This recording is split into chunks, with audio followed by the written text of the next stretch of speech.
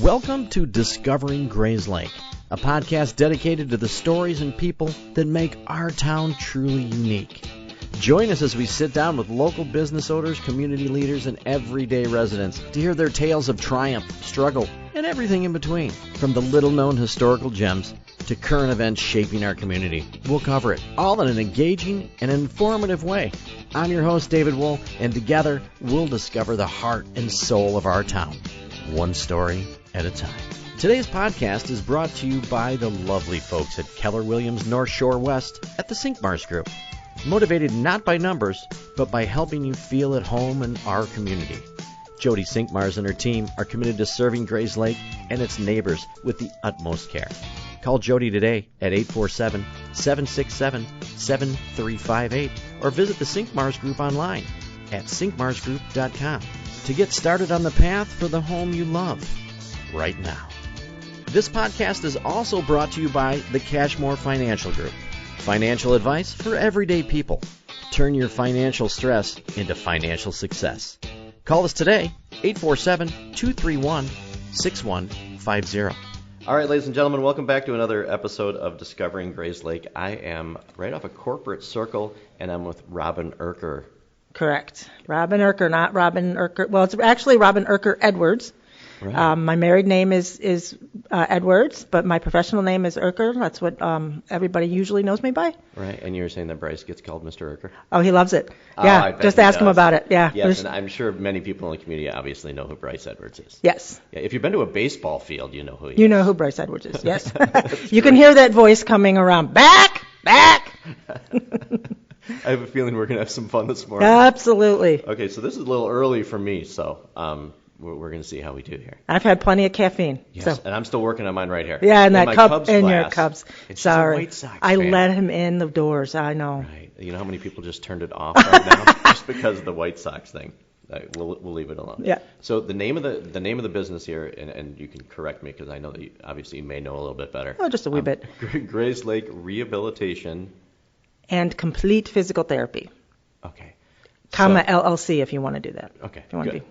So I drive down corporate circles. The only place I saw you come in the wrong way. I know I did. I drove down the wrong way. I'm a rule follower. Yes, I see that. So the first time that I met you, you were downtown Grayslake, right at the end of the road underneath. Is that when you first got started? Yeah, correct. Back in 2004 is when we incorporated. 2005 was our first patients down in what is now the condos. Right.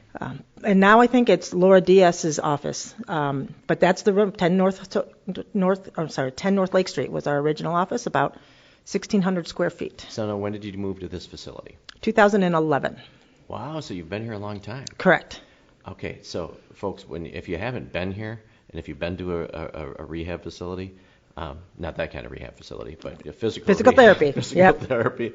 This place is enormous. Thank you. Yes, it is about 12,000 square feet. We have the whole building minus the dental office, which is just right around the corner. But wow. we have quite a bit of space. We have 13 practitioners, ranging in all different specialties, from orthopedics to neurology to pelvic health, athletic trainer. For my daughter actually joined the team. She will be returning after her honeymoon, but she was the athletic trainer at Iowa for the last 2 years in their track and field program, and she has decided that she did stints at Purdue and Northwestern and then Iowa, and she has decided that her time with D1 athletics has run its course, and it's time to settle down and have a family. So she's joined us to work with Ryan and James, who are our two sports physical therapists, to work with performance enhancement and return to sport. Okay, with the size of this place, and then I just got my personal tour, by the way. So how many people work here? There's 13 practitioners, okay. And there is 4 admin staff. So that's 17, and then Bryce the pool boy. Yes, I'm getting him a shirt. You should. You need to. Just a pool boy shirt. Yep. So when you see him walking around town, you know. Yep. He makes 18. Oh wow, that's a lot to handle. It is a lot to handle, but it's fun. You know, it's a different model of physical therapy clinics. A lot of physical therapy clinics are much like your Walgreens, where it's one on every corner. I mean, you pass an ATI right at Center and 83, and there's never a car there. That's one of the comments I hear a lot.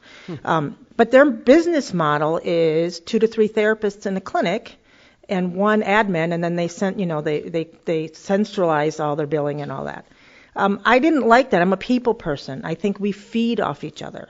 So, with the size we're essentially 4 clinics in one with 13 practitioners, and we kibitz a lot. We eat lunch together 3 days a week. We close the clinic down so that we spend time every 3 days a week, and we sit at a long table and talk and have fun and mentor each other, because I work with Rosalind Franklin's students a lot.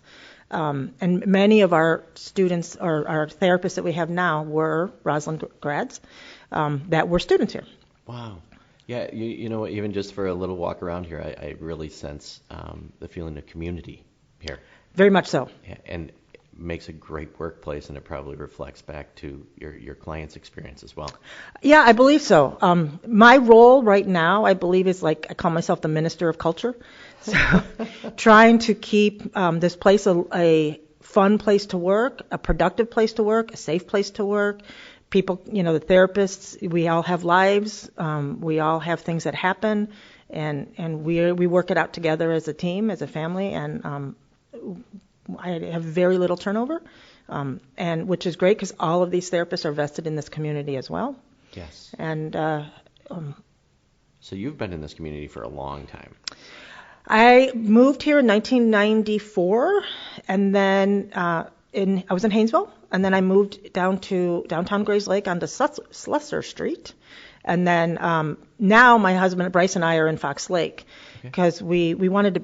We're empty nesters and wanted to be on the water with toys and stuff. So we're just during the pandemic we moved to Fox Lake. Okay, speaking of places you've lived, I heard a rumor that you did.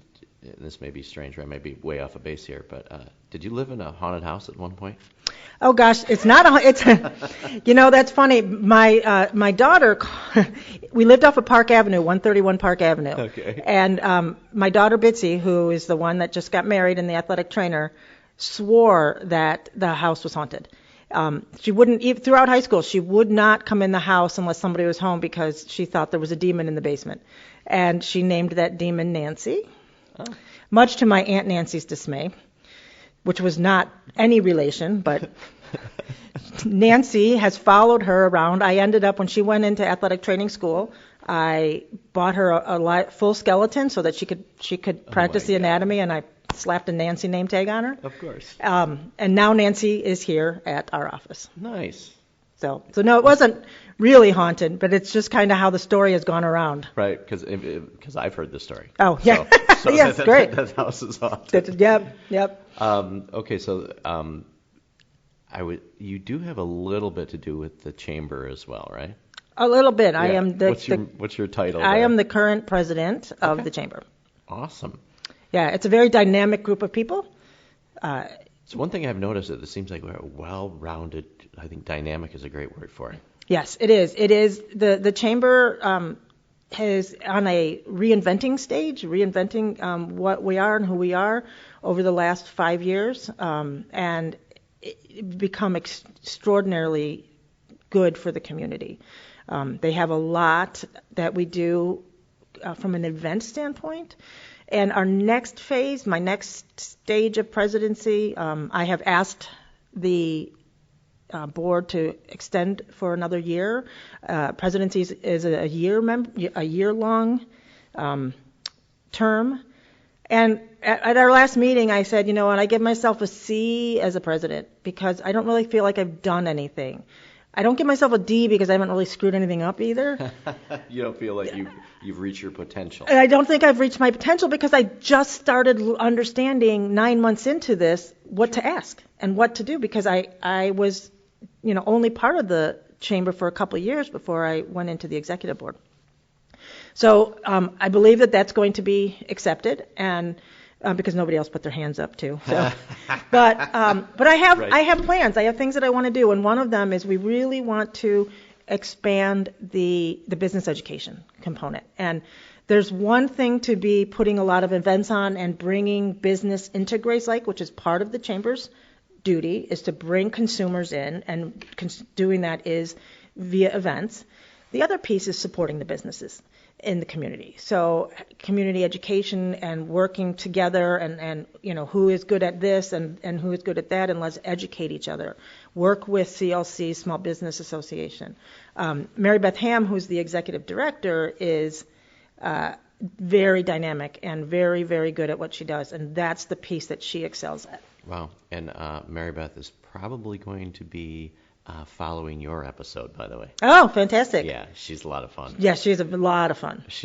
Me and her have known each other for a long time. Oh, great. So the people that you have on there, I mean, I think dynamic is great, because not only are you great business people, but you guys are all a lot of fun, and I think that you have the spirit behind you to actually, and that you care about our community that much to actually work for these things. Absolutely. The amount of hours, because it's all volunteer work. It's, Mary Beth is the only paid person on the chamber.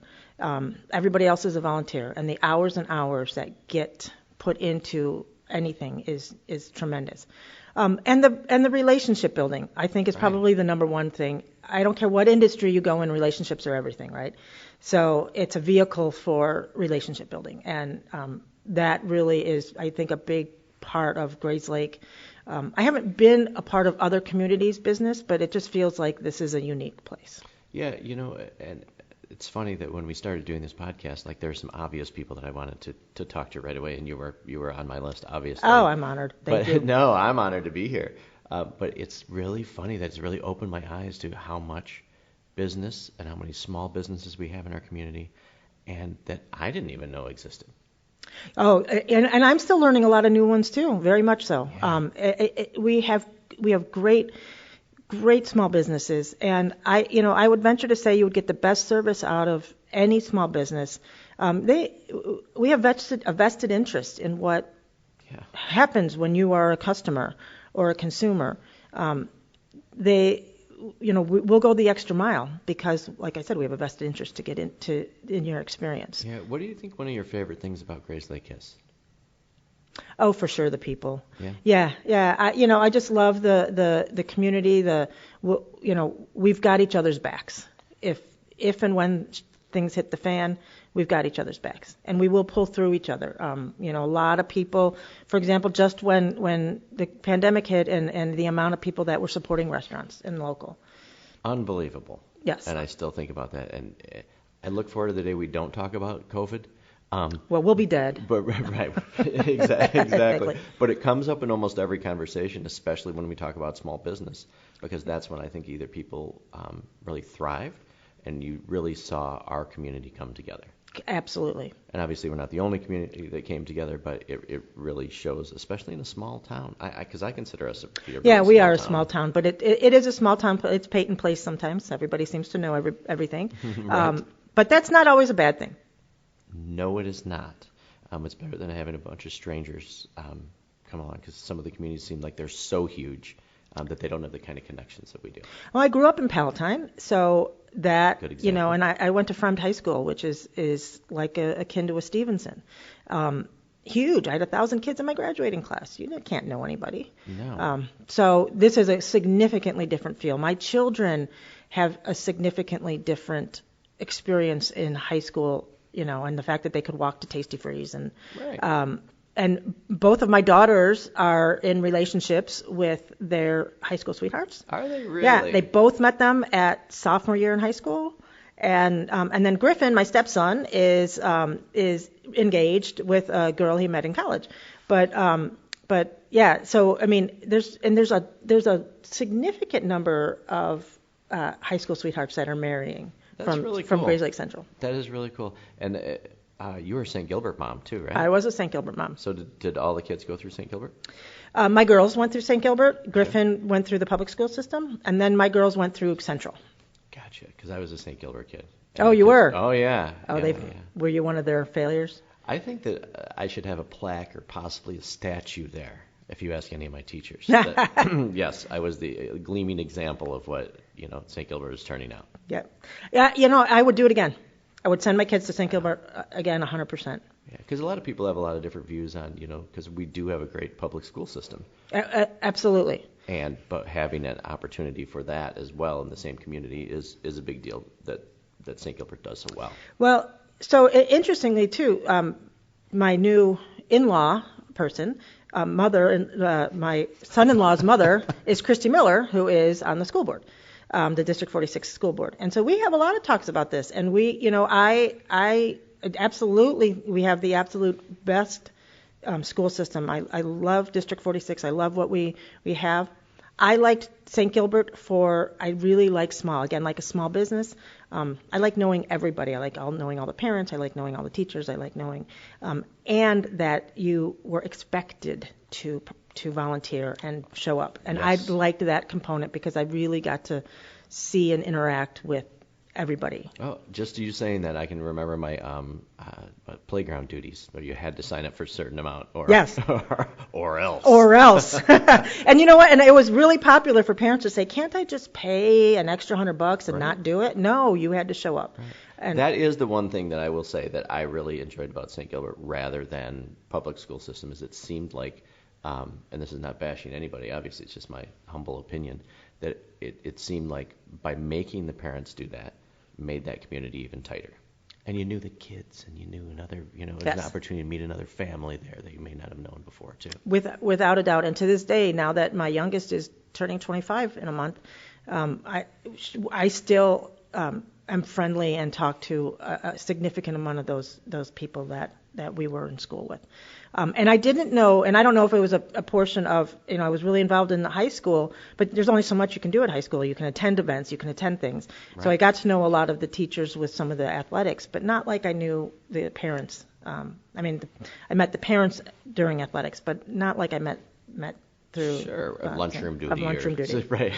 Yeah, those are the favorite times. And my children still give me a hard time about, I gave them cottage cheese every morning for their lunchroom or for their snack or lunch when, Johnny was having, a Lunchable or right. So you can see, Mom, everyone's got something better. We got Twinkies over here and you're giving me cottage cheese. Yeah, right. And you're going to like it. Hey, I would tell I'm a single dad. You're lucky you had anything. That's right. What are you going to do? Okay, so let's switch gears from that because I think it's just another example. We haven't talked about St. Gilbert on any of the episodes that we've done so far. So I think it's something that people need to know about. I'm sure that anybody that has a child at St. Gilbert listening is probably shaking their head just like you and I are right now. Like, absolutely. There's some definite advantages to that. Okay, so tell me a couple of the things that you do here that are completely different. I know that I walked in and I walk around the corner, and still every time my mouth dropped. The pool inside? Yeah, we have a 15 by 15. It's above ground pool because I don't own the building, so I can't put it in ground. Warm water therapy pool that has underwater treadmills, and it's an endless pool, so meaning that it has a current that comes out that you can swim against. So you can swim against it, you can run against it. Yeah, the young lady in there is like, this is hard. Yes, and or you can do, if you have chronic pain, it's a great method to add buoyancy to allow you to move better. So the great thing about water is you have lots of different effects. I think this is like one of the main reasons I had to take physics in school was to learn about buoyancy and hydrostatic pressure, because those two properties will either make exercise easier or harder. So water is a medium in which you can make exercise much easier and or much harder. And never thought about it that way, but I get it. Yep. So it's a beautiful thing, and so we use it for therapy purposes, but we also open it up for the community to come in. Mm-hmm. I try to keep things accessible to the community and try not to overprice things. My vision really is actually one of my visions, and I'm digressing now, is I would love to have a non-for-profit portion of Grayslake Rehab, because senior fitness and senior fall prevention is one of my passions. I have a very diverse background in my patient population that I treat, from elite marathon runners to the very frail geriatric elderly. And I really want a place that they can come and be very affordable and still stay out of the hospital and not fall and have an exercise portion. So I'm not there yet. That's kind of one of my next pieces. But for example, the pool. We charge $15 for a half an hour for you to come and use the pool, which is significantly cheaper than I know there's pools up and running for canine rehab that charge $50. So we just try. I'm not making my money off of people coming in and using the pool. Our main business here is physical therapy, rehabilitation, insurance-based business. But I want to maintain communication with my patients and the community as essentially a primary care provider. So we're the primary care provider. We want to be a primary care provider for your musculoskeletal needs. Gotcha. One of the last things Bruce Rauner did before he was done with his governorship was sign a bill creating what's called direct access. So in the state of Illinois, you are allowed to come to a physical therapy directly without a referral from a physician. Did not know that. Yeah, probably the number one message that we want to get out is absolutely, without a doubt, you can come to a physical therapy without a physician's referral. The question then becomes, will your insurance pay for it? I was just going to ask you that. The only time that insurance wants a doctor's signature on it, Medicare, any federal-based program. So within 30 days, so we often have a lot of patients that come in, and within 30 days, we need to have a signature from a primary care physician on a federally based program. So that's the one caveat. So you can still come in and get treatment, get evaluation, and if we're not finding something and we don't have anything after 30 days, we have to really get you to a physician. Gotcha. Other insurances, as long as if you're not making progress, then we need to send you to a physician after that time. Okay. So yeah, no. Yeah, because my thing is I walk in here and I see the people in here, so primarily I'm sure that you're the people that you serve are, like you said, from the elderly to, young adults, but what is the most common person that comes to see you? Low back pain. I mean, that's always one of our big things is low back pain. I'm having it right now. Yeah. But it's the number one reason for missed work. And, really? And probably one of the top reasons for the opiate crisis, one of the very top reasons was back in the 90s when I'm celebrating 30 years as a PT. So I'm old. Congratulations. Thank you. Very, very proud of that. I've been doing what I love for 30 years now. But when I first graduated PT school, bed rest and opiates were what was prescribed for low back pain. When you went to a primary care physician,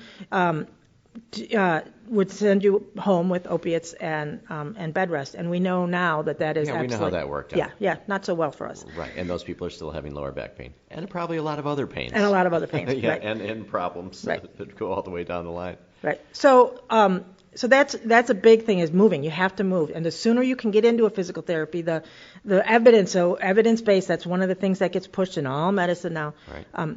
But the evidence is very clear. The sooner you seek treatment, the sooner you resolve your symptoms. So it's which is that said, I don't want people running to one little pang, but if things haven't after a week and you had something nagging on, it's a good idea to get it looked at, and that's where we say come have a physical therapist look at it. Your primary care physicians are essentially gatekeepers. They don't have the extensive orthopedic education like a PT. A PT has a doctorate degree. Right. And so your primary care physicians have a very small portion in orthopedics. So the American Physical Therapy Association has really been on this PT as a primary care portion to your group. You have a primary care, you may have a gynecologist, you may have a urologist, Sure. Whatever in your group. But we want to be part of that to help triage you into the appropriate line of care. Wow, and it's funny that it resonates with me because being in my 50s now, at every guy that I hang out with or do everything, it seems like everybody has the same problems, but most people don't seek help for it. I don't know that they know it's so readily available. It is readily available, and part of my business model is to get you in within 24 to 48 hours. Oh.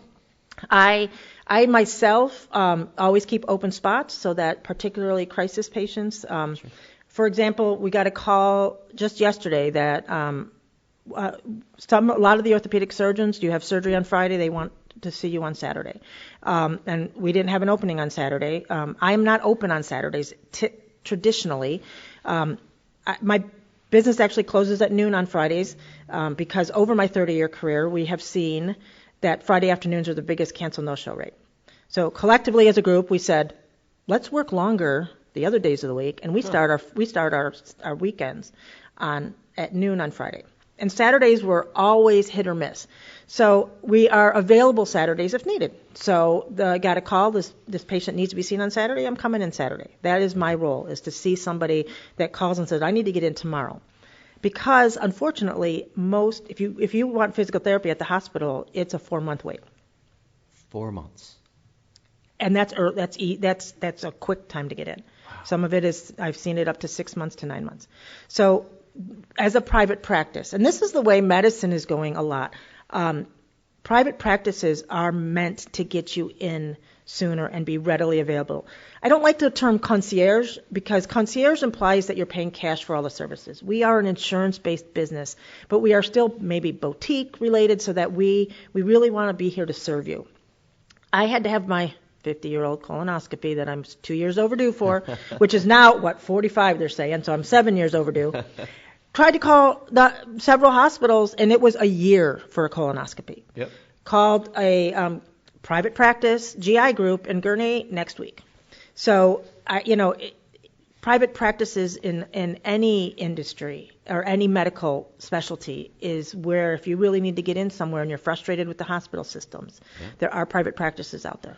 That's great, and that's really good information for people to know. I just had to have my yearly physical, and I called, and I tried to see my primary physician for my yearly physical, and it's September, and they told me they can get me in on February 8th. Yeah, so that is... For a physical. Yes.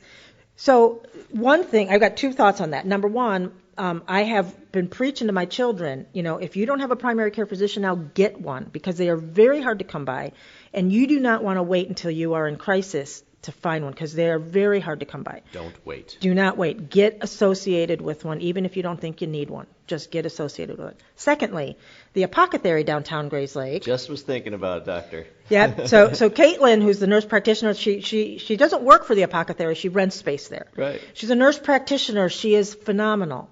And she takes all insurances, and you can go into her just like you can go into primary care. She will manage you like a primary care physician. I have a lot of my patients that will use her as a primary care physician. After my podcast with him, my son has been there twice, and it's been same day. And one was he was having a problem. The other was a sports physical. Yeah. And if you tried to call somebody to get a sports physical, I'm sure it's not every time, but it was same day. Yes. Just yeah, really she's quick. Great. Yeah. And just text her, get in, and it's awesome. Yep. Yeah, and the pharmacy itself, Averill, I love them. Yeah, I mean, if you don't know about it and you haven't been, it is a fantastic pharmacy. Yes, and like old school, old town. Like I love just the whole concept behind it because it really is it. It's concierge. There's a service based for the very community, much so, which is great. Yeah. It's good to see people that really, really care. Absolutely. Like yourself. Do you see a lot of athletes from the high schools here? We do. We see, so we have our front desk person, extraordinaire, Karen Whalen, is the wife of legendary Troy Whalen. And so we see a lot of baseball players too. We see a lot of the kids that come in. My stepson and my husband being involved in the baseball program. So we do see a lot of baseball players. We see athletes of all kinds. I was a basketball player. My daughter was a basketball player. My other daughter was involved in volleyball. So we see a lot of different athletes. From initial injury, we work with the athletic trainers to help supplement their program as well, and then return to sport. One of the biggest technologies that I am super excited about is something called shockwave. It's electrocorporeal pulse activation. Essentially, it's called radial shockwave, Right. which is essentially a debridement of the tendon. If you don't know what a debridement is, for example, pay attention to, you have a wound on your foot. A lot of people with diabetes, certain things, they get a wound, it doesn't heal, right? So one of the first treatments is they do a debridement. They take a scalpel, they scrape it. That rushes the blood supply. It sets off a metabolism of healing to that area.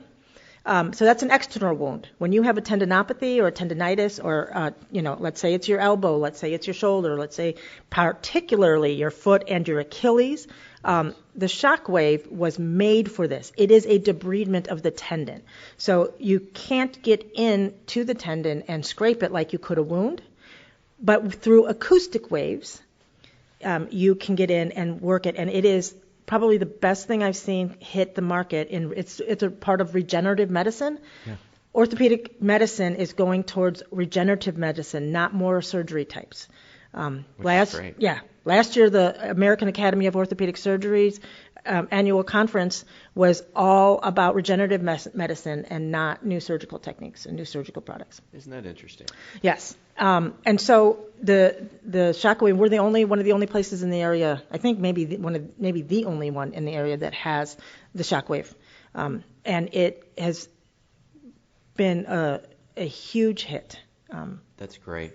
Because there's a lot of different therapy things. So I hurt my foot along the thing, and then I never knew this word before. And then my friend Bill Cornett, he's like, you have plantar fasciitis. Yeah, see, I can't say it, so I'm not going to tell you what I call it because I don't pronounce it right. But is that treatment something that could really help with that? Absolutely, it is, and that was what the shockwave was initially created for. Huh. Do you know what lithotripsy is? Okay. Do you know that? There's people have kidney stones? Oh, I've heard of that. Yes, and that one of the treatments of kidney stones that's very successful.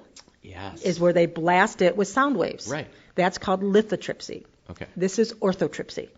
It is just a dampened version of lithotripsy. Different mechanism, but it's the same thing, Wow. and it works amazingly well. How cool, and just to see the way technology goes forward and how you can help people, it must be very satisfying to see people, limp in and yes. walk back out.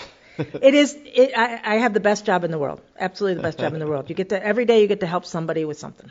Which is awesome. Fantastic. It's fun to meet people that, I know that just from the word on the street about you, because you're fun. Was that from the bathroom walls, or was that? I'm not going to tell you anything about that at all.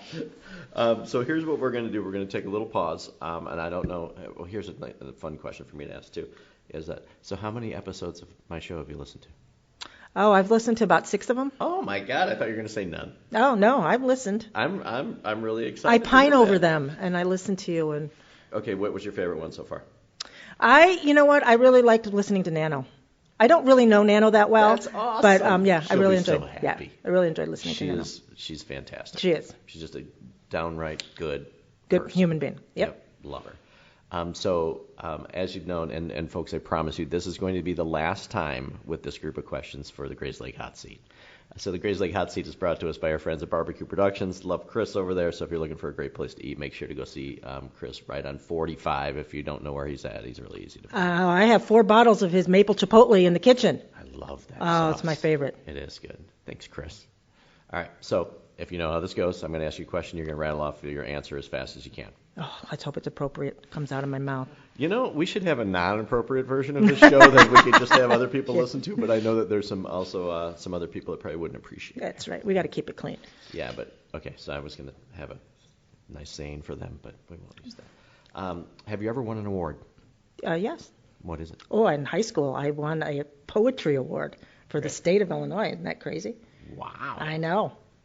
Okay, so that's something I've never heard of before, that somebody has an award for. Any other awards? I was the YWCA Woman of Achievement many, many years ago. My former business partner, when I started this, I had a business partner, Bonnie Rickman. Yeah. And the truth is I would never have started this without a business partner.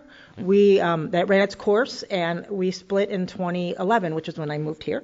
But together we were the YWCA's Women of Achievement. How awesome is that? That was wonderful. Congratulations. I'm going to see the trophy on the way out. Yeah. What's your highest score in bowling? Oh, it's 30. I am terrible 30. bowler. Do you actually roll the ball? I usually just, but you know what? I chest pass it like in basketball. That looks like something they might be working on out here. Absolutely. In the rehab place. What's the last show you binge watched? Oh, Only Murders in the Building Oh. with Steve Martin. Oh yes, I started that one. Yeah, it's good. Really good and very clever. Yes. Early bird or night owl? Oh, Ass Crack It On. Okay. Go to karaoke song. Paradise by the Dashboard Light. Wow. Do you sing the whole long version? The whole long version. We had to play it at my daughter's wedding. Christy Miller and we both requested it. Absolutely. It's a classic. Does your car have a nickname? No. Wow. I know. Okay. Are you a texter or a talker? I like to talk in person. I don't like to talk on the phone, but mostly text. I don't have the time. Okay. How many times do you text a day then? Oh, it's got to be close to over 100, 150. My gosh. So what do you put on your pizza? Oh, so Emil's has this is a Bryce concoction. Just see her go. Bryce's concoction was half of Emil's special sauce and half pizza sauce with bacon. So Emil's special sauce is a teriyaki. Are you salivating like Pavlov's dog right there? Yeah. Because I eat the wings with the Emil special sauce. Yep. Yeah. And then so you put it with the pizza sauce and then bacon. It's fantastic. All right, I'm putting that note in here right now. What's the last thing you purchased on Amazon? Oh, a laser for. I'm going to a patient this afternoon who has a Parkinsonian-like syndrome, and if you, it's actually a dartboard laser, so it throws the line. So you can see this line, so you attach it to their walker, and it will stimulate somebody that has impaired gait to be able to walk smoothly. So I'm putting it on a walker this afternoon. Amazing. Yeah, it's fun. Wow. Your favorite band? Oh, I love the Eagles. Right. Favorite book? Viktor Frankl's Man's Search for Meaning. You're kidding me. Do you know it? Oh my gosh, yes. I'm doing a movie on where Viktor Frankl's practices have been put into place. Like, yeah, if folks, if you don't know anything about Viktor Frankl, Google that up. Yes, that is so little fun. Very weird right now. Yeah, it is. I stopped drinking alcohol 6 years ago, and I read that book during that time, and it has been the absolute best. It's a life changer. Life changer, absolute life changer. Wow. Yeah. Okay. Yeah. Please, if you don't know who Viktor Frankl is, check it out immediately. Hot dog or hamburger? Oh, hot dog. My children gestated on that. Really? You know, I'm from Chicago. Right. What's your biggest pet peeve? My husband, potato chip eating. He does this, and then he crinkles I usually look at him and say, "May I get you a bowl for those potato chips?" Because he crinkles them. Drives me crazy. It might be means for a divorce. Okay. Note to self, buddy. Yeah. Now I know. Hey, bartender, can I have a Heineken 00? Nice. Is that good? It's fantastic. There is a lot of good alcohol-free craft beers, spirits. Like mocktails? Mocktails, yeah. The Beer Bazaar has tons of them. Really? Yes. And there's a huge movement for NA. And Bryce and I are going to Prague in November. And Prague is a big beer city. Right. But in the UK, they are even more so the sober movement. And they have a lot of craft beers on tap. So Bryce and I like to go, anytime we go somewhere, we used to be, we sit in the tavern and play cribbage. And so we're so excited because they have far more on tap NA options. So we can still sit and kibitz with all the locals and drink our NA.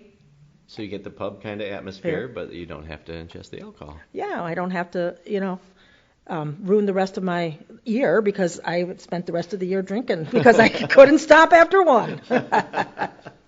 I don't think I have to ask this question, but what's your favorite sports team?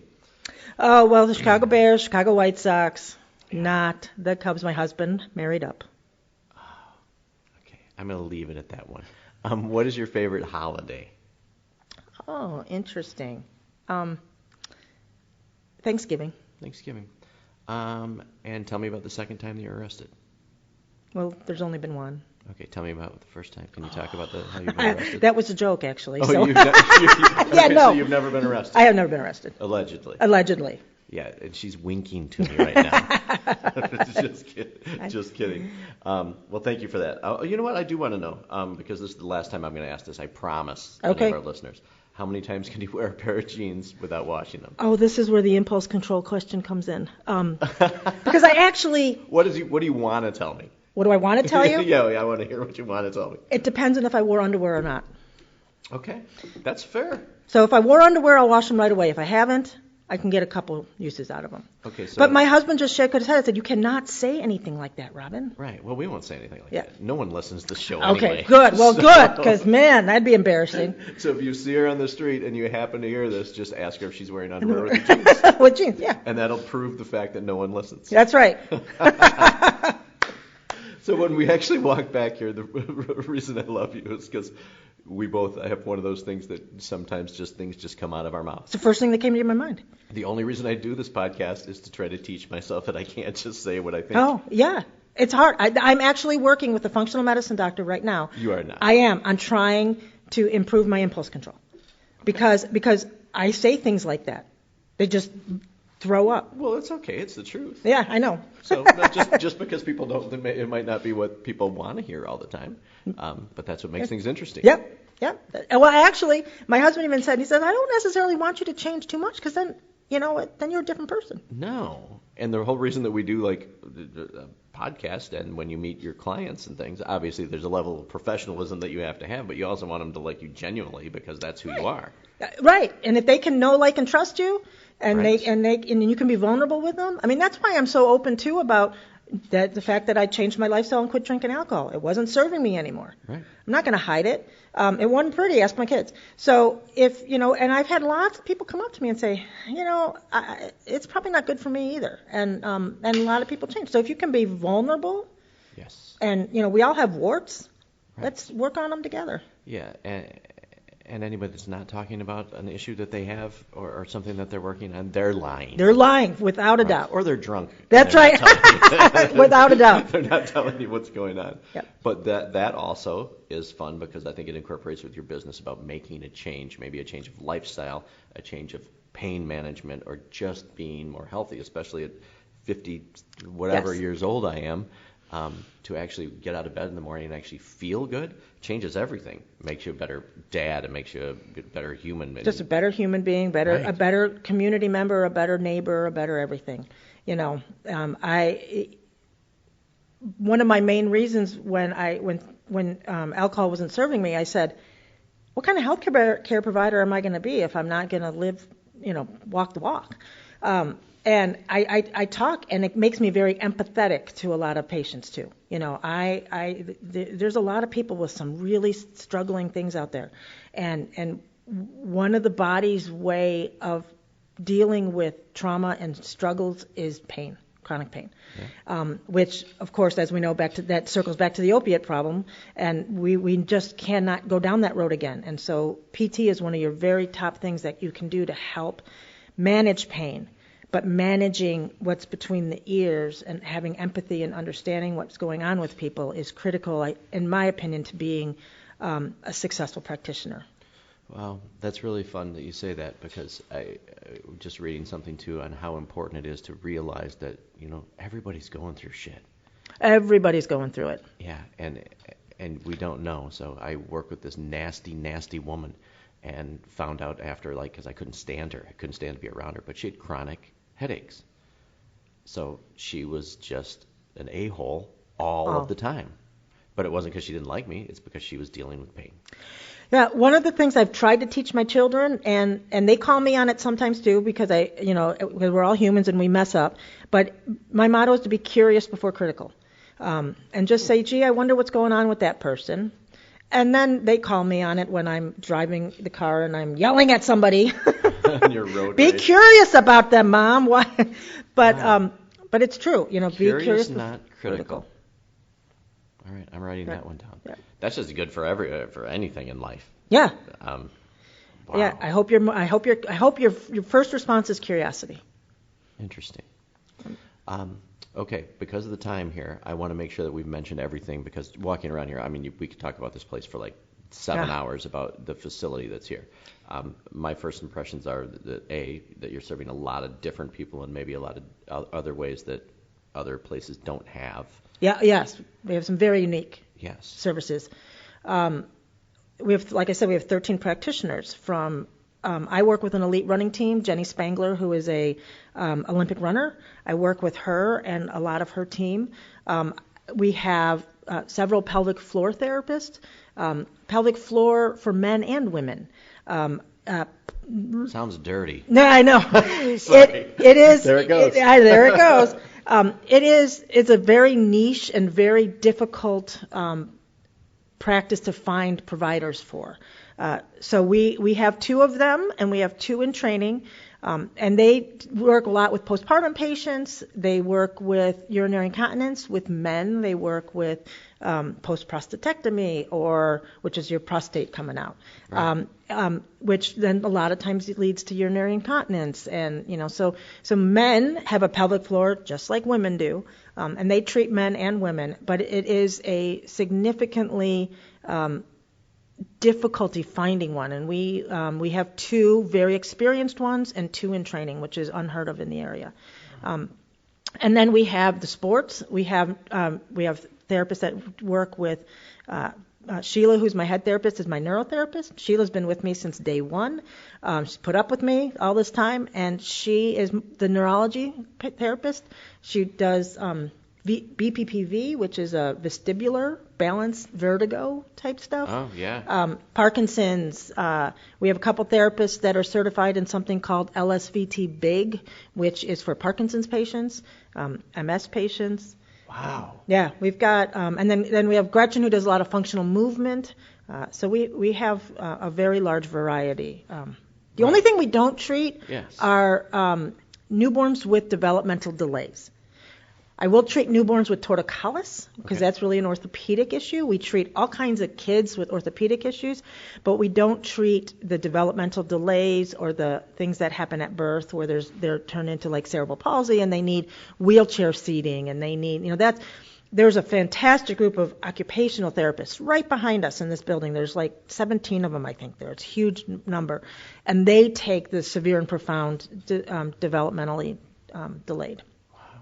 I guess I had no idea about the scope of work that you did here. Many people that you help? Not so many people don't. Yeah, it's a very wide scope. Well, we should do a podcast on it. That'd be awesome. And we could tell everybody about everything exactly. you do. Yep, that would be fantastic. Another thing that caught my eye in here, too, so I've been to a couple different therapy places, and it seems like, the big room, everybody's on the tables on the outside. There's no, real privacy, but I noticed that you have your own, rooms here. Yeah, we have 7 private treatment rooms. That was something that I initially have to give Bonnie Rickman, who is my business partner. I give her credit for that all the time. Because I grew up in I was 15 years old when I was a basketball player and got hurt, and I was going to physical therapy, and I decided I wanted to do it. So traditional physical therapy clinics had, just a big, giant open room with maybe a curtain for privacy. Right. When Bonnie and I were opening, she's like, she didn't really know much. She was my business end of things. And she said, we need to have a room. And I was like, we don't need to have a room. We just have a curtain. She was insistent. And gosh darn it, she was right. So many of our patients, there's a lot of sensitive information we talk about. Well, and nobody wants to see a pelvic floor exam in the, wide open. But I think using the word nobody might be wrong. Yeah. But she was absolutely right, and so we, in our initial space, we had a private room. We also had some curtains. When I moved here, we opened and we had 4 private rooms. I just finished an expansion a year ago, and we put in another, so we have 7 private treatment rooms here, so that you can have a really private space to talk, to disrobe, to do whatever. And then we also have the giant gym, 2 big gyms actually. They are big. That you can do. Traditional physical therapy stuff, and a lot of times patients go from a part of their session in the room, and then we go out into the main gym. We do not have any what's called physical therapy extenders. We have no technicians. We have no aides. You are one-on-one with your physical therapist for the entire 45 minutes or an hour session. Wow, that's a lot. That is. That's a lot. How many? Just random question. How many people do you see a day, or like weekly? So a week is so. Fun fact: my plan B in life was to be an actuary. I love numbers, so I have been looking at numbers forever. We are around 400 people a week that come in here. Unbelievable. I would not have, if you had me guess, I don't know what I probably would have said. 400, 400 people a week. Yeah. Okay, and you obviously have room and slots for more. We do. Wow, because that's, I think, the one thing about physical therapy, especially knowing having kids in sports and even little injuries for myself. I don't want to wait. I want to be able to call. And so I wake up this morning and I have my plantar fasciitis. Easy for you to say. And I want to come see somebody. If I call you this morning, when can I see you? If you call me this morning, that's my role. Yeah. I like to get you within 24 to 48 hours. That's awesome. And that's huge. And like we discussed earlier, stay ahead of things, right? Yep. Yeah, the sooner you stay ahead of it, you can knock that out.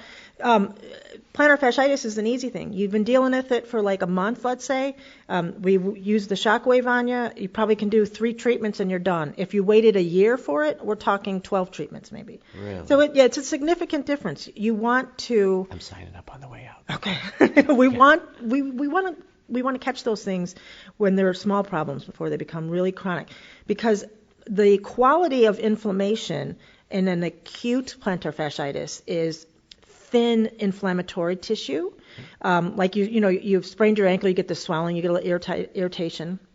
You let it go a year and it becomes viscous, thick, gelatinous swelling, and it changes the tissue. Now you're really dealing with something that's very hard to get out. It's like getting sludge out of that tendon. Crazy. I love the words you use too. I'm watching you going, wow, she knows a lot of words. Oh, yeah, I do. I have no idea what I she's love talking how to about describe, right just to try to get people to understand exactly what, because I use the word, tendinopathy, and which I know exactly when somebody uses a tendinopathy versus a tendinitis, I know what they mean. Right. Patients don't know what that means. No. They know that it feels like a piece of chewed up steak in their tendon. Right. This hurts here. Yeah. Whatever you want to call it. Yep. That's good. And you're changing the quality of people's lives here. On a daily basis. Which is great. Yeah. And I love that you're so passionate about it, because if I talk to you about this, I don't think I know this is a business, but I see how passionate you are about helping people. Do you know what the difference between a vocation and an avocation is? No, but I'm going to learn. You're going to learn. So your vocation is your occupation. Right. Your avocation is what feeds the soul. Right. A lot of people are photographers by avocation because they have a job right. that, so I'll say my daughter Rebecca loves photography. But she's like, I know I couldn't do it as a vocation. It wouldn't, not everybody's as good as Kristen Cashmore to make it a vocation. Right. Kristen's avocation and vocation are the same. It's your God-given talent. My God-given passion and talent is physical therapy. I'm one of the fortunate ones that realized it at 15 years of age and actually got into PT school, and have made it my vocation and avocation. I literally spend my off time reading journals and reading and innovative ways and how to change so we don't remain static, because medicine is always changing. Wow. In your free time, besides being the president of the chamber, too. Yeah, there isn't much free time. Right. Yeah. And trying to get Bryce to stop eating his chips the wrong way. Yeah, exactly. Right. I can't wait to see him. When I hand him his pool boy shirt. Okay, hand him a thing of ruffles. Wipe his chippy hands all over his pool boy shirt. But I want to thank you so much for taking the time to talk to me today. Thank you. This has been a ton of fun. Yeah. Okay. So where can people find you? Do you want people to follow you on Facebook? Is it Instagram? Is it somewhere where they can find out and follow? So we do have a Facebook page, just Grayslake Rehabilitation. We do our website, www.grayslakerehab.com. My cell phone isn't open. It's on my business cards. My cell phone, 847-727-3355. Text her now. Text me now. I have said, I have given that to patients. They're able to just identify who you are when you text me. Right. Sometimes, depending on if I'm seeing patients, it might take me a couple hours to get back to you. Right. But that's my best mode of communication. I do have an email address as well, but I'm not as good as email as I am with text. Gotcha. But none of us are. Yeah. At least we know we have our phone in our hand half of the time anyway. And there went my watch, although it wasn't a text. That's good. That's probably your thing saying, get Dave out of here now. So thank you very much. Well, thank you. And I want to thank everybody that's listening. really the only reason that I do it is my advocation to it's fun. It's fun. It's fun, and I don't know, I think off air just talking about just the community that we have, and there's how many special people there are around here. Yeah. So I'm going to continue to try to interview some people. And please do. Yeah, and folks, if anybody ever has a suggestion of somebody they want to talk to, maybe somebody that doesn't get that kind of their hidden gems is what I'm looking to find too, because I know that running a small business, because I did for a super long time, we need the supportive community. But a lot of people don't know about things. So don't be afraid to shoot me an email or a text or anything if you have somebody in the community that we'd like to talk to. Sorry, it was hard for me to get those words out. It's early. So it is. So again, if you're listening to this, make sure to subscribe on your favorite platform, wherever you're listening to this podcast, whether it's Apple, whether it's Spotify or YouTube, and subscribe there so you know when a new episode comes out. So, all right, it's Friday. You have a great weekend, and I appreciate your time. You do the same. All right, great. Thank you. You're welcome.